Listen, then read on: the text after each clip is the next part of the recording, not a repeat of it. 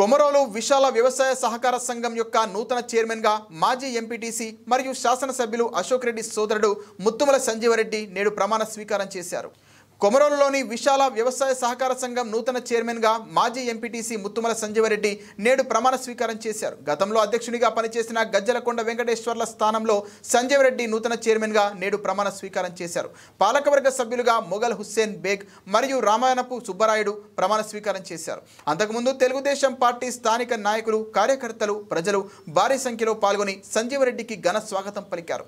Giddalur society అధ్యక్షుడు బాల Ankaiah, vice president గోడి Obul Reddy, మండల Telugu Desam party అధ్యక్షుడు డాక్టర్ బోనేని వెంకటేశ్వర్ల యాదవ్, టౌన్ అధ్యక్షుడు బిజ్జాల తిరుమలారెడ్డి, ఇతర ముఖ్య నాయకులు, కార్యకర్తలు పాల్గొన్నారు. ముందుగా విశాల వ్యవసాయ సహకార సంఘంలో దేవుడు చిత్రపటానికి కొబ్బరికాయలు కొట్టి అనంతరం చైర్మన్ సీటులో ఆసీనుడై చైర్మన్ గా సంతకాలు చేశారు. అనంతరం నిర్వహించిన బహిరంగ సమావేశంలో వక్తలు మాట్లాడారు. గిద్దలూరు సొసైటీ అధ్యక్షుడు బాల అంకయ్య మాట్లాడుతూ రాష్ట్ర అభివృద్ధి ఒక చంద్రబాబు నాయుడుతోనే సాధ్యమని, అలాగే నియోజకవర్గ అభివృద్ధి కేవలం అశోక్ రెడ్డి ద్వారానే సాధ్యమని, రాష్ట్రం చంద్రబాబు నాయుడు పాలనలో అభివృద్ధిలో ఇతర రాష్ట్రాలతో పోటీ పడుతోందని అన్నారు.